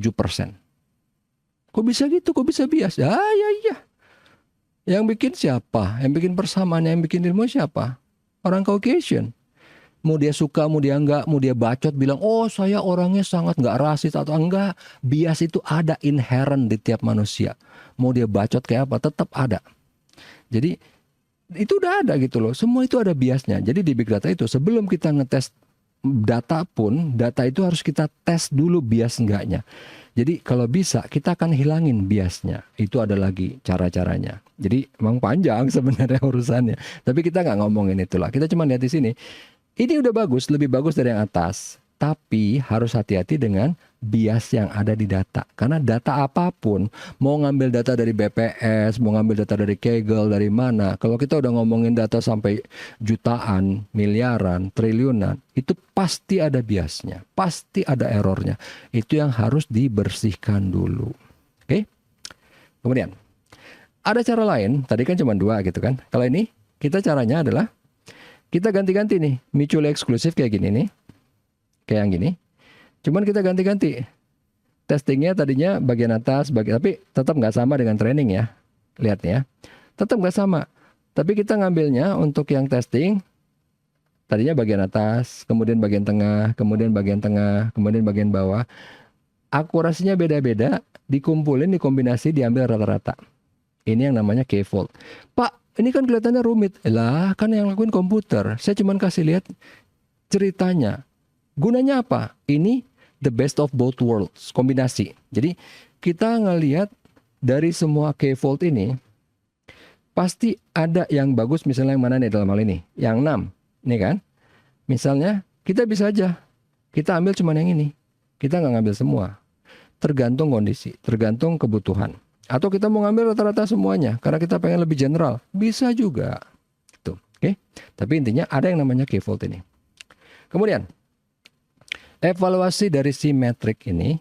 Nah, tadi kita sempat ngomongin kan, kenapa selisihnya di kuadrat? Kaca pembesar, biar kelihatan, ya kan? Nah, ini dari nilai aktual, historical, sama prediksi. Dilihat kan selisih. Bisa pakai apa nih? Average, mean average error, mean square error, root mean square error. Mean square error berarti dikuadratin. Tapi jadi gede kan? Kayak kita ngelihat hidung orang, kepala orang pakai kaca pembesar jadi gede kan? Itu bagus buat ngelihat detail. Tapi kan kalau di foto kelihatan orang matanya gede sebelah, pakai kaca pembesar kayak tadi gitu kan? Gede sebelah, kan jelek. Kita harus normalkan lagi, balikin lagi. Jadi yang udah gede tadi dikuadratin, kita akarin lagi supaya jadi kecil. Karena kita udah selesai ngelihat ininya, ngelihat detailnya gitu kan. Itu yang namanya root mean square. Kita menormalize yang sudah kita kuadratin tadi di sini. Jadi tadi kenapa Pak udah capek-capek dikuadratin diakarin lagi? Karena kadang-kadang kita perlu ngeblow up angkanya supaya kelihatan detailnya. Baru kemudian kita normalin lagi, kita kecilin lagi. Oke? Simple tuh, nggak ada yang aneh. Nggak usah dilihat rumusnya. Tinggal lihat aja. Ini mean average square, cuman ngelihat selisih, kemudian rata-rata. Mean square error, ngelihat selisih dikuadratin, kemudian dijumlahin. Kalau ini kan rata-rata. Root mean square, yang mean square diakarin, yang ini diakarin. Root average square, ini kita ngelihat yang mean average square di atas dibagi dengan average. Kalau ini kan dibagi y hat ya. Ini dibagi selisih si YJ ini dengan Y average. Kalau ini Y hat ya. Nih. Jadi root average error. Kalau ini root square error. Ini adalah ngelihat nih yang di atas dikuadratin, ini dikuadratin. Root square. Dikuadratin. Nah, kemudian R square itu apa? 1 dikurang root square error. Jadi enggak, wah ini kayaknya rumit. Enggak, kita cuma ngelihat di mana akhirnya kita mendapatkan R square. Karena R square ini adalah nanti yang dihasilkan komputer. Kita perlu tahu sejarahnya ini, perjalanannya, supaya ntar tiba-tiba nih kita udah masuk keluar, komputer bilang R kuadratnya adalah 3,765. Kalau kita nggak tahu ceritanya, 3,765 apaan tuh? Apa artinya? Tinggi, rendah, bagus, jelek, apa? Ya kan? Ini kenapa kita harus tahu. Supaya kita tahu di sini, what does it mean? Begitu keluar, komputer ngeluarin R square-nya sama dengan 3, sama dengan 56. Apa artinya? Gitu loh. Oke? Kemudian, tadi baru yang simple, linear regression. Yang multiple berarti X-nya ada banyak. Berarti independent variabelnya ada banyak. Kalau yang simple, 1, 1. Ini yang multiple, Y-nya dependennya 1, independennya bisa 2, bisa 3, bisa 4. Nggak ada yang ngalangin. Yang penting multiple. Nah, di sini apakah kita mau ngeliat nih? Y, kita memprediksi Y. X1, X2, X3-nya siapa? Nggak boleh sembarangan milih karena gini. Yang tadi saya bilang bisa jadi kan kalau kita lemes gitu kan. Wah, misalnya nih. Nilai kuliah itu Dipengaruhi oleh apa? Kerajinan orang datang kuliah, kerajinan banyaknya jam yang dia pakai untuk belajar. Udah, bisa dibikin simple. Atau mau dibikin rumit? Tergantung mood dari mahasiswa, tergantung mood dari orang tua, bapaknya, mood dari ibunya, tergantung mood pacarnya, tergantung film yang ada di Netflix apa, tergantung postingan orang di Instagram, ada yang menghujat dia apa enggak, banyak gitu kan, tapi itu jadi rumit gitu. Apakah itu pengaruhnya signifikan apa enggak? Itu bisa dilihat dari statistik yang namanya ANOVA, Analysis of Variance. Banyak nggak sih? Kita bisa, aduh banyak pak, ini banyak pak pengaruhnya. Gini dong, gini aja. Ingat-ingat dulu ya, saya nggak tahu ya. Kalian mungkin dulu SMP pernah ada yang pacaran kan? Aduh, gue cantik, gue naksir banget. Aduh, gue nggak bisa hidup tanpa dia gitu. Karena sekarang udah putus, biasa aja nggak mati ya. Ya kan kita bisa aja bilang, oh ini penting, ini pengaruh. Tapi dilihat di ANOVA, oh cuma 10%, nyeh, gitu kan. Jadi subjektif itu beda sama actual, karena makanya tadi saya bilang kita ngelihat historical data. Nih, yang kalian zaman dulu SMP, SMA pernah pacaran kan, aduh gue diputusin, aduh gue kayaknya mau mati deh gitu. Tapi enggak mati. Nih sekarang udah kuliah biasa aja. Malah mungkin udah ngeliat cowok lain, cewek lain gitu kan. Udah lupa yang dulu diputusin gitu kan. Udah, padahal dulunya nangis-nangis gitu sampai seminggu, sampai setahun gitu misalnya gitu ya. Kan? Jadi itu yang subjektif, tapi kita ngelihat yang objektifnya. Ini variabel apa yang mempengaruhi si Y-nya? Karena kan nggak semua. Kan kalau semua nih Pak, pokoknya kalau kuliah tuh saya tergantung ini Pak, dosennya ganteng apa enggak, dosennya bagus apa enggak neranginnya, tergantung mata kuliahnya bagus apa enggak, tergantung tempat kelasnya itu AC-nya dingin apa enggak, atau tergantung misalnya apalagi sih nggak tahu, tergantung nama mata kuliahnya atau apa gitu kan. Bisa banyak, tapi sebenarnya at the end itu cuman tinggal masalah keberadaan di kampus. Karena kalau keberadaan itu walaupun nggak belajar tapi paling nggak masuk gitu kan sedikit gitu, atau waktu yang dihabiskan dalam jam untuk mata pelajaran itu dalam seminggu gitu. Oke, baru nanti kita ngomongin lagi bahwa belajar yang efektif kayak gimana gitu. Tapi intinya kurang lebih prediksinya cuman independent variable cuma 2 itu. Kalau kita ngomongin prediktor untuk nilai kuliah. Oke. Nah, tadi kita ngomongin ANOVA di sini ya. Nah, kemudian ini kalau kita ngomongin untuk body mass index. Kalau tadi kan kita ngomongin emisi gas buang. Body mass sama dengan hal ini, body mass index kadar kegembrotan orang. Saya boleh ngomong, saya gendut gitu kan. Kalau saya keker kurus, wah papa body shaming. Iya, saya gembrot, nggak apa-apa. Sama aja kayak orang kulit hitam, my nigga, dia ngomong bisa, boleh kan, nggak dimarahin. Sama kayak tadi, kita bisa ngelihat misalnya apa yang dilihat sih? Ya mungkin lebar muka bisa kan. Tapi kan tinggal kita lihat pakai ANOVA, mana yang banyak pengaruhnya. Atau mungkin besarnya tangan, timbangan, kilogram ya, apa sih namanya, bobotnya, atau mungkin besarnya, atau mungkin tingginya, apalah gitu segala macam untuk lihat si body mass index. Nah, ini tadi kita balik lagi ke sini untuk kita ngomongin si multiple linear regression.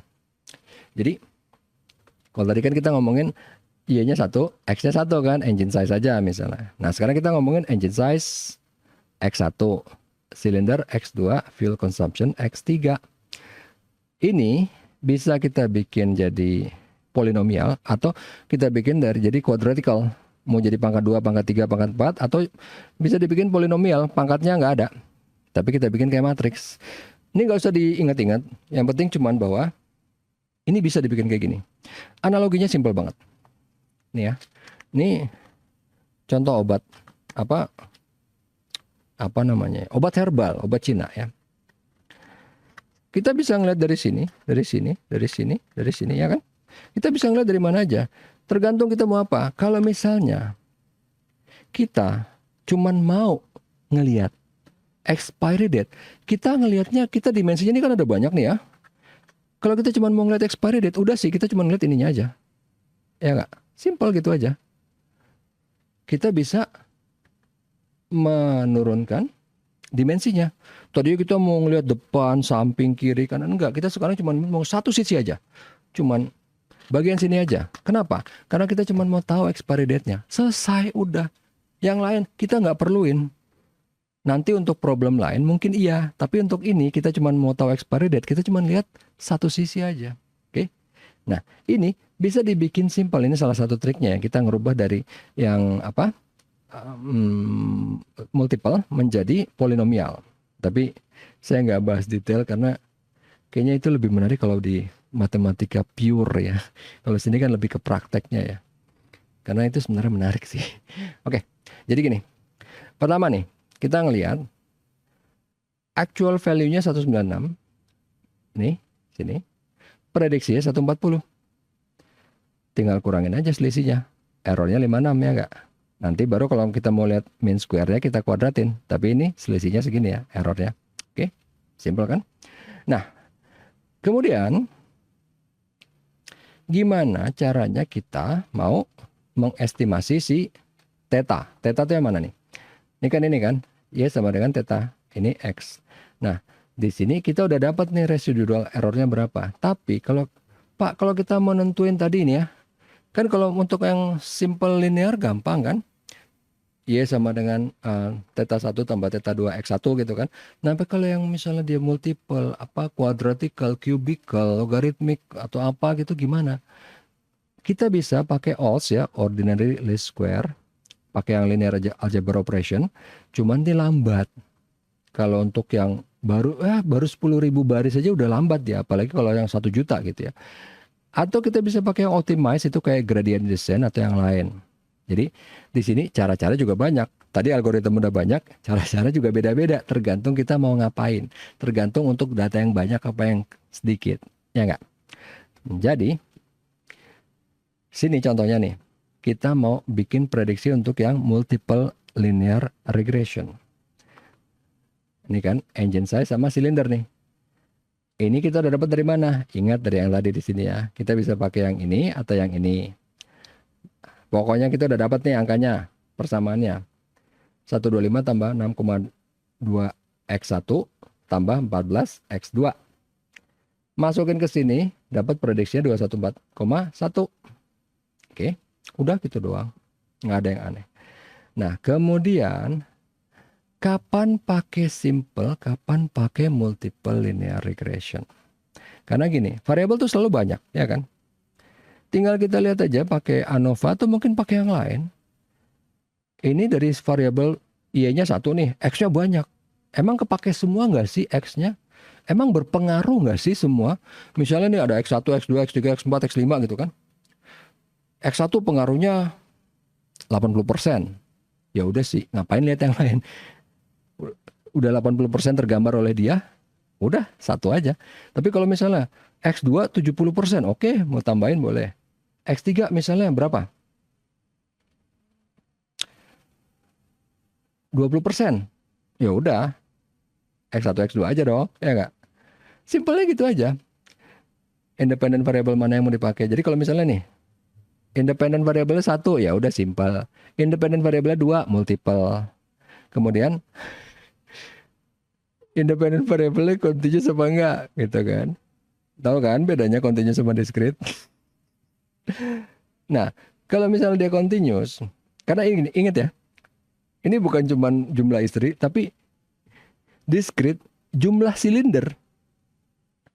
Jumlah silinder itu juga kan cuma ada 2, 4, atau 1 kalau motor ya. Nggak mungkin ada jumlah silinder 1,2, nggak ada. Jadi dia nggak continuous ya, dia discrete. Oke?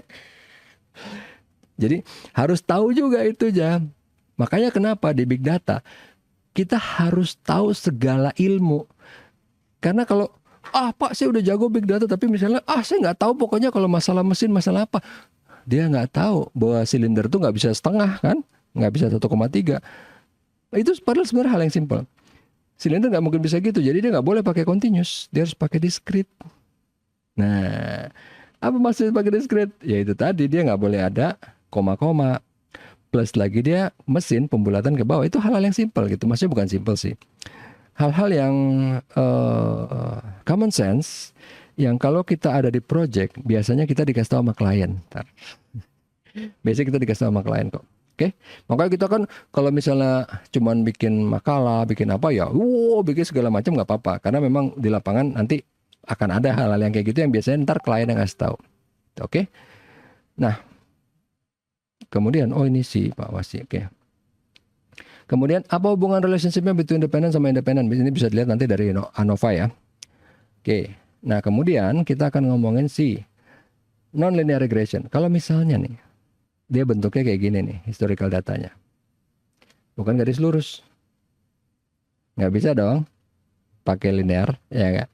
Harus pakai logaritmik. Ini kan, atau pakai kuadratik, atau bicubic atau apa gitu ya. Tapi yang pasti bukan linear.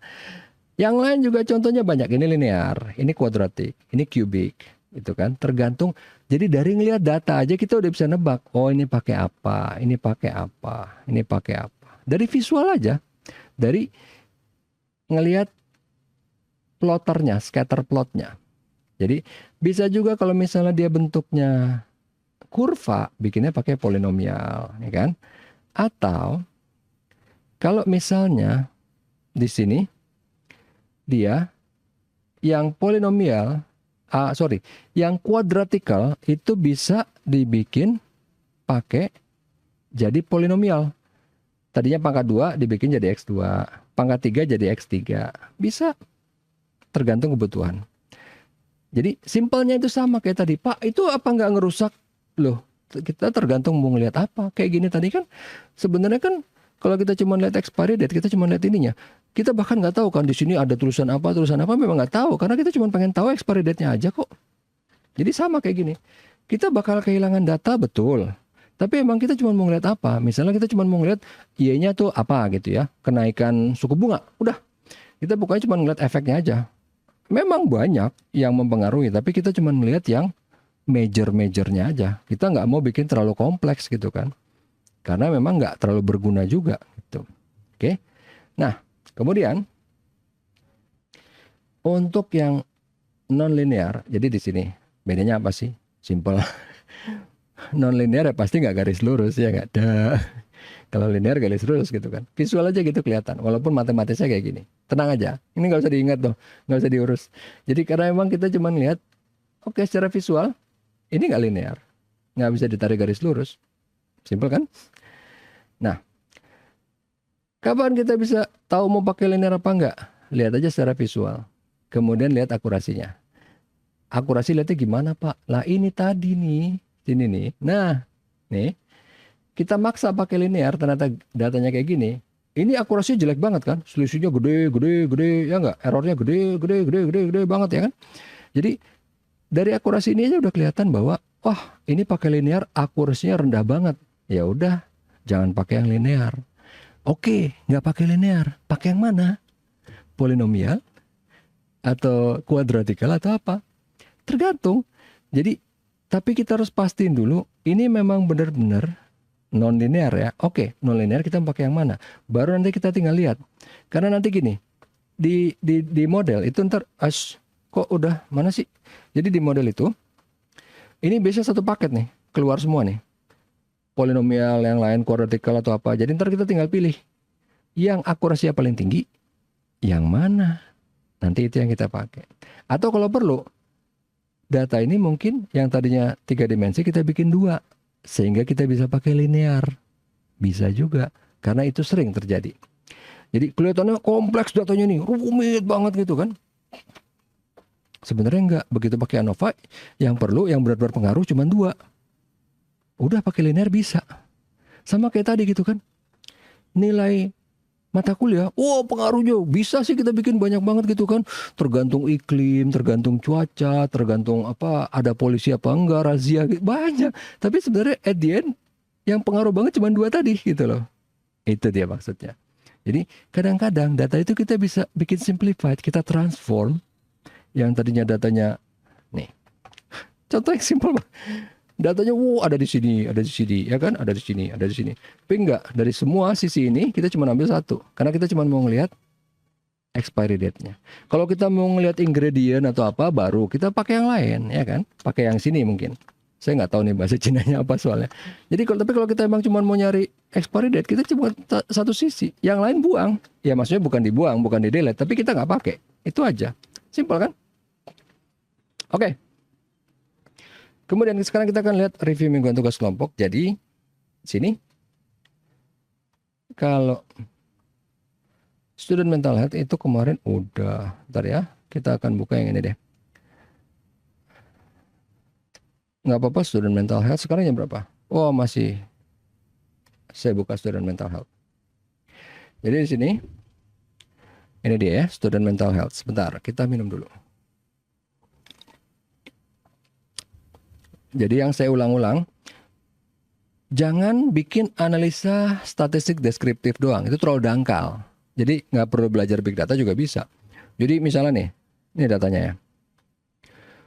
Oh, yang bikin orang stres apa sih? Di sini ntar kan kelihatan kan. Jadi ini IPK-nya berapa? Dia tinggal di kampus apa enggak? Ada mengalami diskriminasi apa enggak?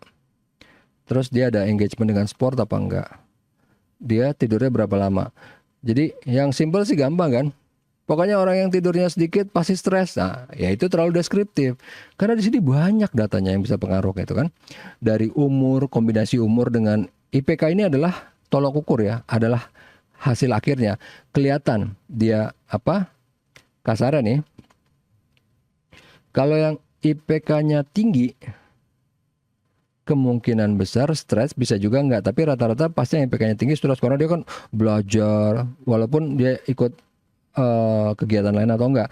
Tapi kalau IPK-nya rendah, bisa juga dia stres. Kalau misalnya ngelihat di sini nih, dia mengalami diskriminasi apa enggak? Ya enggak. Jadi bukan pasti, oh rendah pasti enggak stres, tinggi pasti stres. Enggak, ternyata kok rendah bisa ini karena dia diskriminasi di kampus. Misalnya dia dia kebanyakan ikut sport misalnya. Tidurnya cuma dikit. Nah, jadinya dia stres. Di sini ada apa lagi nih? Study satisfaction. Ini academic workload-nya. Ini kan makin tinggi makin berat ya. Workload-nya berapa? Pressure-nya berapa? Financial concern ada apa enggak? Misalnya dia emang harus cari kerja juga, bikin tambah stres lagi, ya enggak? Kemudian ada social relationship apa enggak?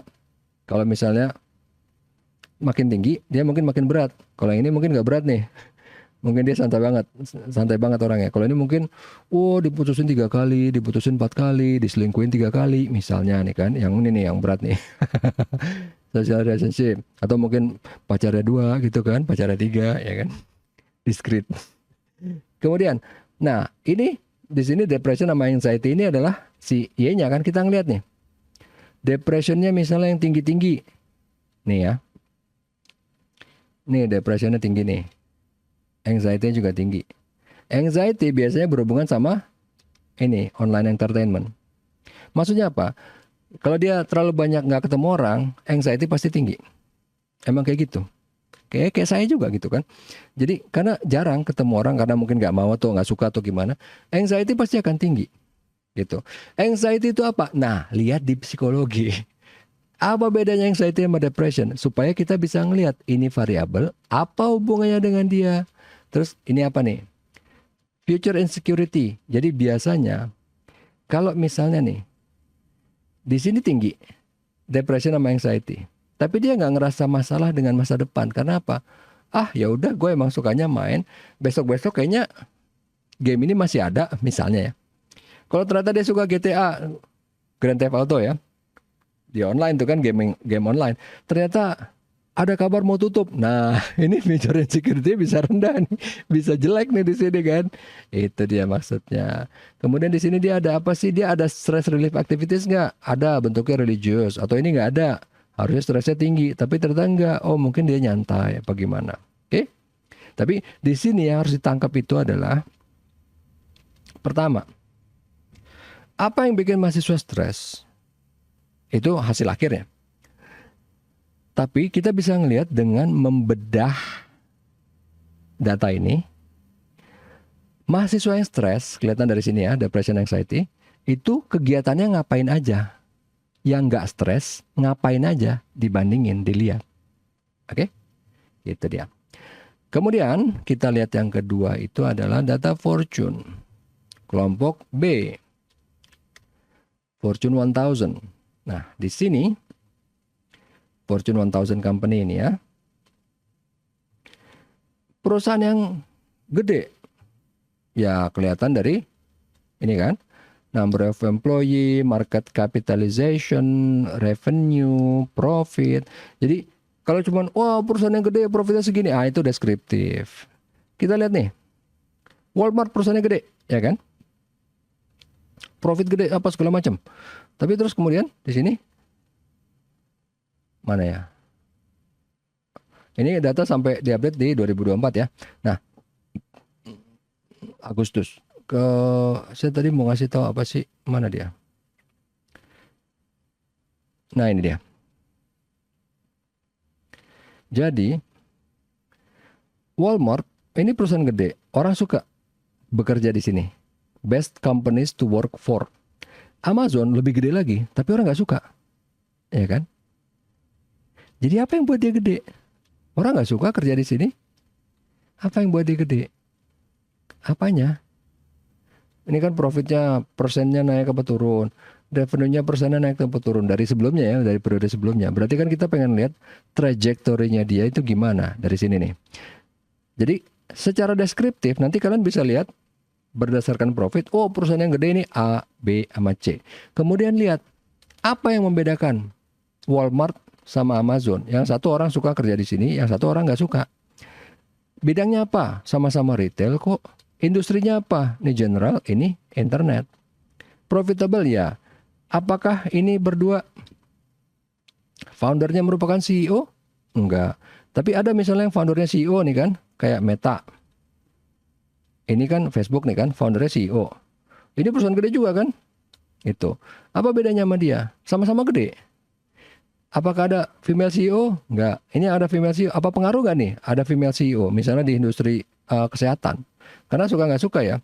Kalau di industri kesehatan pasti cewek. Itu emang menarik perhatian semua orang. Karena cewek dianggap sebagai lebih bisa dipercaya dan lebih apa ya? Psikologis saja. Cowok lebih suka ngeliat cewek, cewek lebih suka ngeliat cewek. Di industri kesehatan. Ini psikologis biasa nih, nggak ada yang aneh. Bukan berarti ini harus, buktinya ntar perusahaan yang di industri kesehatan, apa yang gede itu pasti CEO-nya cewek apa enggak gitu. Kemudian ini bisa dilihat dari growth in jobs. Jadi ini biasanya, misalnya gini, ini perusahaan lebih suka mempromosikan orang dari dalam atau luar.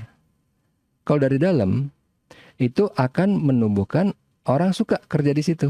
Ya terlepas dari ada masalah lain ya. Tapi berarti dia ada merasa kepemilikan.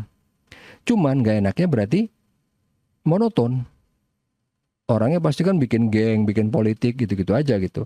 Tapi kalau kebanyakan dari luar, terlalu beda jadinya. Terlalu gak bisa diprediksi. Orangnya bisa jadi ganti-ganti gitu kan. Kayak kalau saya nggak salah yang paling gampang itu adalah Sony. Sony PS1 heboh, PS2 gila kan, heboh banget. Konsol paling laris sepanjang sejarah. PS3 biasa. PS4 mulai naik, PS5 jadi heboh lagi, ya kan? PlayStation Portable. Oke, lumayan walaupun nggak heboh, tapi PS Vita lebih turun gitu kan. Karena CEO-nya beda-beda gitu. Bukan orang dari dalam. Kan CEO-nya tuh orang dari Meksiko, dari mana gitu. Sementara Sony kan Jepang gitu kan. Nah, kelihatan dari sini, apa bedanya nih? Yang dari luar sama dari dalam. Kita kan udah dapat deskriptifnya nih. Perusahaan yang terbesar dari sisi apa? Revenue. Kemudian dari sisi profit. Kemudian lihat, yang bikin dia gede apa? Industrinya, sektornya, atau foundernya yang masih memimpin. Kayak dulu Steve Jobs di Apple. Atau mungkin ada CEO-nya yang cewek. Bisa kelihatan dari sini nih. Ini growth-nya in jobs ada atau enggak? Maksudnya orang dalam bisa naik apa enggak gitu kan. Kayak gini misalnya bisa, ini enggak. Kemudian ini ada change in rank. Jadi sebelumnya dia, enggak ada perubahan karena dia masih sama. Oh ini ada perubahan nih. Berubahnya 1. Naik apa turun? Ada gain berarti naik. Kalau drop kan turun nih kan. Ini minus 4 berarti kan nggak ada gain tapi turun. Berarti dia ini melorot nih, Exxon Mobil melorot. Kenapa? Ya kita nggak perlu tahu sampai detailnya, tapi berarti tahu mungkin karena mobil listrik, karena apa segala macam. Jadi itu aja sih maksudnya. Kemudian di sini misalnya nih, ini kan Fortune 1000. Kita bisa ngeliat apa dia termasuk Fortune 500 juga nggak? Kalau iya, berarti dia pemain lama dong, ya kan? Udah gede. Di sini kan contoh nih ada yang belum masuk Fortune 500, ya kan? Siapa dia? Nvidia. Tapi nggak bakal ada orang yang berani bilang ini Nvidia perusahaan kecil atau perusahaan nggak berarti. Nggak. Kalau boleh saya bilang, sekarang seluruh dunia ini berada di tangan AI. Dan AI berada di tangan Nvidia. Oke?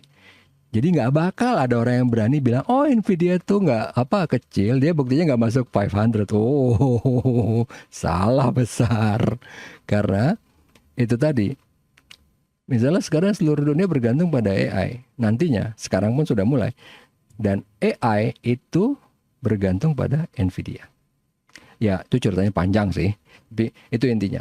Jadi kalau di sini kita bisa ngelihat dari banyak. Jadi ingat ya, kalau cuma deskriptif, itu dapat nilainya paling mentok 50 gitu. Jadi harus bisa ngegali lebih dalam. Oke, berikutnya C, data online course ya. Ini tinggal dikit lagi ya. Berapa menit lagi bisa lah. C, online course. Kalau ini beda lagi. Intinya gini. Kursus online apa sih yang disukain orang? Pertama, kita ngeliatnya dia bisa sukain orang dari mana nih? Gampang. Tinggal kita lihat di sini yang paling gampang, deskriptif dari mana? Partisipan dong. Berapa banyak yang ikut? Tapi dari banyak yang ikut itu bisa ngeliat kan?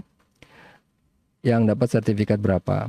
Bukan berarti dari 1000 orang ikut, 1000 orang dapat sertifikat, bukan berarti itu disukain. Ya enggak? Karena kalau susah, bisa jadi malah disukain. Karena kan, ini high quality nih kursusnya, ya enggak? Jadi yang dilihat itu pertama bisa jadi dari, pertama partisipannya.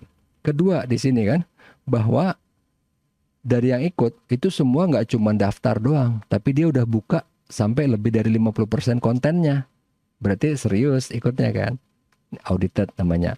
Kemudian certified, berarti dia dapat sertifikasinya. Bayangin ya, dari 36.000 yang buka lebih dari 50% cuma 5.000. Yang dapat sertifikasi cuma 3.000. Persen audited berapa nih? Ya kan? Dari audited terhadap keseluruhan 15%. Certified-nya 8%.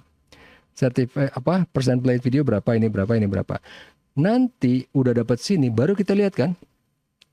Kita ntar bisa dapat kan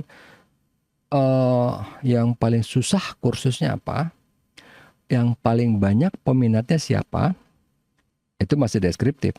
Tapi yang paling banyak peminatnya itu kenapa? Apa karena keyword dari judul kursusnya, atau karena instrukturnya? Tahu dari mana? Tinggal lihat nih kan, instruktur yang sama. Ini mungkin dia berada di banyak tempat nih kan. Tinggal lihat nih, ada nggak sih instruktur yang populer di sini? Atau ada nggak sih judul yang populer di sini? Pokoknya ada judul tertentu nanti yang mungkin walaupun nggak tahu kursusnya bagus apa jelek, tapi kalau awal-awal dulu nih, pokoknya ada kata-kata AI-nya, banyak yang ikut. Ada kata-kata big data, banyak yang ikut. Nggak tahu apa itu kursusnya bagus apa jelek. Itu dari title atau dari instruktur misalnya gitu kan. Atau misalnya ini apa nih? Subjeknya. Kalau subjek ya gampang lah. Ini kan tinggal lihat. Kebanyakan pasti yang berhubungan dengan computer science atau mungkin teknologi nggak terlalu. Ini biasa ya, sirkuit elektronik. Kebanyakan pasti berhubungan dengan computer science. Tapi bisa jadi ada juga yang berhubungan dengan psikologi atau mungkin humanity atau apa gitu. Tapi intinya lihat deskriptifnya, cuman habis itu gali lebih dalam. Kalau cuma dapat deskriptif, mentok 50 nilainya. Oke. Kemudian ini kita terakhir ya. Yang D, data tourism destination. Nah, ini datanya lebih sedikit. Sebenarnya bukan sedikit sih. Ya sedikit sih sebenarnya. Lihat ya. Sedikit kan? Tapi dari sini kelihatan nih. Nama tempat, monumen nasional misalnya. Deskripsi, nggak jadi. Nama tempat, Ngapain gue double klik lagi? Oh, di sini. Ini segini aja. Nah, ini kategorinya budaya. Jadi pertama yang paling gampang lihat dari apa sih? Rating. Rating paling tinggi berarti ngetop kan. Tapi selain rating, kita ngeliat lagi apanya sih? Harga. Ini kan? Harga sama apa ini? Time. Apa nih maksudnya? Ini penting ntar nih. Rating ini sama-sama 4,6. Kota Tua nggak bayar. Tapi untuk mengeksplor perlu 90 menit. Monas walaupun bayar, ngeksplor cuma perlu 15 menit. Jadi orang sekali aja datang udah selesai. Bahkan nggak perlu. Coba saya tanya kalian yang kelas ini. Tahu Monas pasti tahu. Pernah? Nggak pernah ke sana. Orang cerita juga gampang. Monas apaan sih? Ah, Monas cuman gitu, udah selesai. Nggak ada yang tertarik. Tapi kalau misalnya nih, ini 90 menit, 360 menit, atau bahkan kalau ini nggak ada ya nggak usah ya. Ini kalau Kota Tua, walaupun gratis, tapi dia tempatnya luas atau banyak variasinya, orang cerita aja mungkin nggak bakal bisa kan? Karena apa? Dia belum pernah pergi semuanya ke semua tempatnya, karena ini perlu 90 menit. Mungkin dia datang cuma sejam, mungkin setengah jam. Oh, tempatnya pokoknya keren deh, lu ke semuanya. Enggak, tapi pokoknya keren. Nah, orang jadi penasaran kan? Boleh juga deh pergi, walaupun nggak bayar. Ya nggak? Karena kadang-kadang kan nggak bayar tuh kesannya murahan kan. Tapi kan, oh nggak bayar, oh tapi enak lo bisa foto-foto, Instagramable, bla bla bla bla bla bla gitu. Oh iya iya iya iya. Nih, walaupun nih apa nggak bayar gitu kan. Atau sebaliknya, nih bayar mahal banget nih, Dufan. Tapi perlu 360 menit, perlu 6 jam. Kalau pengen tahu semuanya Dufan, perlu 6 jam. Makanya dia tetap menarik orang bisa, apa sih? Oh yang gue tahu ini sih. Tapi ada wahana yang baru, gue nggak tahu tuh. Oh kayaknya boleh juga. Makanya ini kenapa pengaruh. Tapi bukan berarti ini cuma satu-satunya. Karena kan ada yang kosong nih. Kita nggak tahu nih pengaruhnya gimana. Taman Mini ini lebih gede lagi sih sebenarnya. Cuman dia nggak bilang. Tapi pengaruhnya pertama dari sini. Kemudian dari rating sama harga. Karena kalau kemahalan kayak ini deh. Apa nih? Pulau Pelangi. Mahal banget kan. Jadi mungkin kita kan yang masih kuliah lihat berapa nih? 900.000, oke lah. Ini 900 kan ya? Iya 900, kemahalan. Udahlah, Kota Tua aja gratis. Atau mungkin yang lain ada sini yang dekat-dekat gitu kan. Atlantis 94.000 misalnya yang mau apa? Yang lagi pacaran gitu kan. 900.000 kemahalan. Belum lagi kalau ntar diputusin. Udahlah ini aja nih. Lumayan lah segini. Atau misalnya apa sih? Tinja, Taman Impian Jaya Ancol. 25.000, udahlah masuk Ancol aja nih. Jadi kan ini juga jadi faktor, bukan berarti yang paling penting, tapi kan dilihat dari sini sama ini. Jadi intinya nanti bisa kelihatan apa? Tempat apa yang sekarang sudah rame, itu deskriptif. Tapi tempat apa yang kira-kira nanti jadi rame? Based on apa? Rating yang udah ada sama ini, sama price. Gitu. Sama kalau kategori saya nggak tahu ini, soalnya kalau kategori misalnya nih ya, budaya orang nggak terlalu seneng lah ya, nggak tahu juga sih. Oh enggak nih, ini budaya orang nggak penting budayanya sih di Kota Tua, yang penting kalau tempatnya Instagramable jadilah ya kan, apalagi gratis ya nggak. Jadi kalau ini sih nggak terlalu bisa kelihatan, tapi dari sini bisa kelihatan misalnya gini, ini yang simple deskriptif lagi ya. Rating paling tinggi itu di kategori mana sih? Ya nggak. Oh kategori anu. Emang dia bayarannya mahal gak sih? Deskriptif masih. Nanti baru setelah drill down kita baru bisa lihat. Kira-kira ini bakal jadi mahal nih. Ini bisa jadi sukses nih. Misalnya apalah gitu ya. Mungkin tempat ibadah. Gak tahu ya. Mungkin misalnya cagar alam, angke. Bayar. Oh enggak, biasa aja nih. Kita bisa cari yang tinggi-tinggi. Apaan nih? Oh ya udahlah mahal tapi 4,8. Oke. Ada lagi nih 48 apa nih? Gratis nih. Galeri Indonesia Kaya. Ini kan kalian bisa dapat kan sesuatu yang ternyata ada tuh di Jakarta ini. Ini kan ada ininya, GPS koordinatnya ada nih. Ini sebenarnya menarik karena apa? Oh, ada nih 4,8, apaan nih? Gratis pula masuknya kan. Walaupun kita belum tahu kan. Gig ini digital bla bla bla bla bla bla. Oh, bisa dicek dulu nih. Karena ini 90 menit pula kan, gratis gitu. Jadi bahkan ntar kalian bisa ketemu nih. Banyak hal yang kita nggak tahu, padahal orang Jakarta nih kan. Apaan nih? Apaan nih? Ah, ini udah Jogja udah beda lagi nih. Gitu. Oke. Sampai di sini. Ada yang mau bertanya? Ini jangan lupa quiz ada di Adlink ya. Kalau tidak ada yang mau bertanya, sebentar. Kita preview ini. Untuk kuliah berikutnya kita akan ngomongin clustering sama klasifikasi. Karena sebelumnya kita udah sempat ngebahas dikit ya, clustering sama klasifikasi juga. Tapi kita akan ngomongin lebih dalam. Tenang aja. Oke. Kalau tidak ada yang mau bertanya atau apa, atau komen, kayaknya ntar kita cek di komen nggak ada. Oh, Kakak Sembuh tadi udah ya. Tetap beli keripik Bu Nana. Tadinya saya pikir tuh banana. Oh, ini by Nana karena dari si Nana suruh beli Nana. Oke, ya. Nggak penting sih. Ya, kalau tidak ada pertanyaan, terima kasih atas atensinya. Sampai ketemu lagi di minggu depan. Ya, assalamualaikum warahmatullahi wabarakatuh. Tetap sehat dan tetap semangat.